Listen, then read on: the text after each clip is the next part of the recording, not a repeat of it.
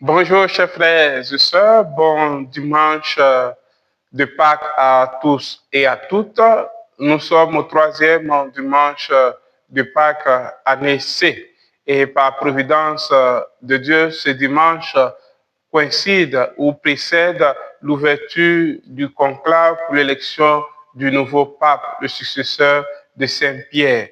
Et les textes d'aujourd'hui nous donnent les éléments essentiels qui doivent guider le choix de nos cardinaux pour l'élection du nouveau pape. Oui, avec les médias, chacun a son candidat, chacun a sa perception de qui peut être pape, mais aussi l'évangile, les textes de ce dimanche orientent sur les critères pour l'élection d'un nouveau pape. Et ces critères pour l'élection d'un nouveau pape servent aussi pour la vie de chaque chrétien. En fin de compte, il s'agit d'élire un chrétien, un bon chrétien à la tête de l'Église. Et il y a ici, dans le texte de l'Évangile, cet élément important qui permet d'orienter notre regard sur qui doit être le nouveau pape et aussi comment, comme chrétiens, nous devons vivre. Le premier élément important, ou premier critère, le pape est un homme qui a une histoire particulière avec le Christ. Saint Pierre a une histoire particulière, une histoire remplie de joie, d'espérance et aussi une histoire remplie d'incertitude. Nous nous souvenons de Pierre qui a régné par 3 fois le Christ. Mais le même Pierre vient affirmer son amour. Une histoire particulière de joie et de difficulté, de qualité et de défaut. Voici, un pape est un homme. Deuxièmement, un pape ou le pape doit être quelqu'un qui aime le Christ. Saint Pierre affirme par 3 fois cet amour du Christ à la question de Jésus. Pedro, Pierre, m'aimes-tu?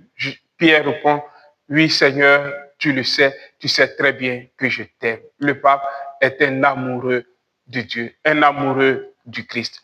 Le troisième élément important à prendre en considération dans le choix ou dans l'orientation de notre prière pour l'élection du nouveau pape, c'est que le pape doit être un homme fidèle à l'évangile. Dans la première lecture, les apôtres affirment devant le Sanhédrin, mieux vaut obéir à Dieu qu'obéir aux hommes. Oui, avec les médias, les questions de pape progressiste, de pape conservateur.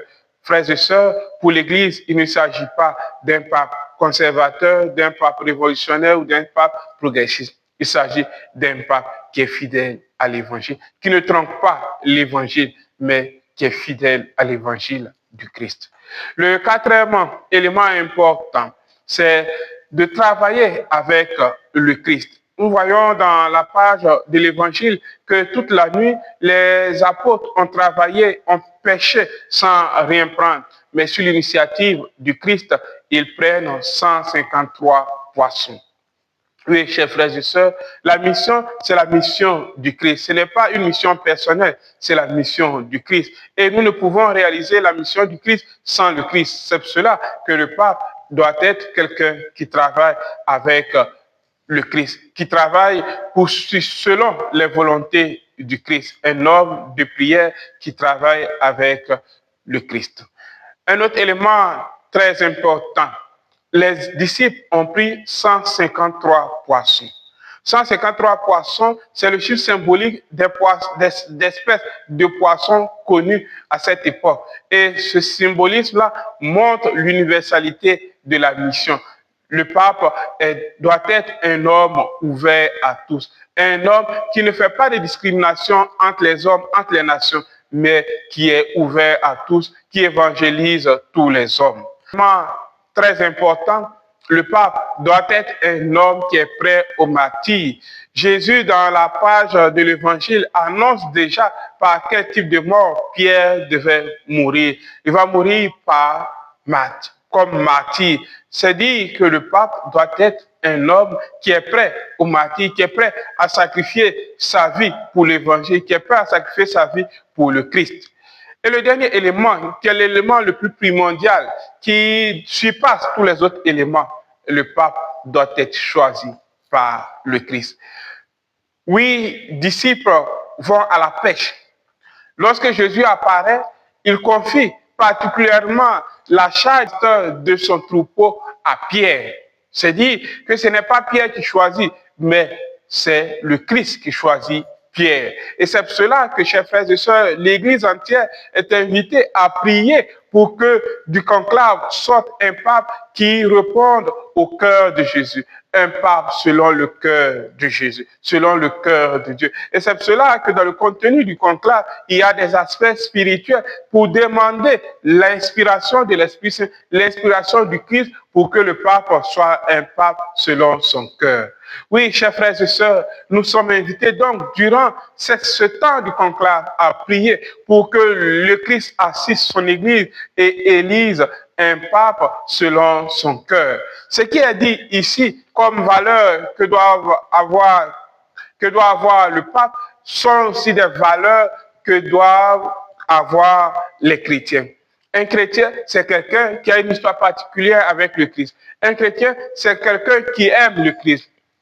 Un chrétien, c'est quelqu'un qui est fidèle à l'évangile, qui ne trompe pas l'évangile. Un chrétien, c'est quelqu'un qui est ouvert à tous, qui se laisse inspirer par le Christ, qui vit selon la volonté du Christ. Un chrétien, c'est quelqu'un aussi qui est prêt au martyre, qui est prêt à donner sa vie. Un chrétien, c'est un élu du Christ. Et par le baptême, nous sommes élus du Christ. Vivons donc comme des élus. Chers frères et sœurs, prions. Prions pour l'Église tout entière, pour l'unité de l'Église. Prions pour l'élection du nouveau pape. Aussi, prions pour que notre vie corresponde à ces 7 valeurs que nous venons de commenter avec vous. Que Dieu bénisse chacun de vous, que Dieu protège chacun de vous contre tout danger du corps et de l'âme. Surtout, chers frères et sœurs, prions, prions et prions. N'oubliez pas, chers frères et sœurs, de soutenir cette chaîne en likant et en partageant. En likant et en partageant, vous permettez à cette chaîne d'avoir plus de visibilité. Que Dieu vous bénisse et bon dimanche à tous et à toutes.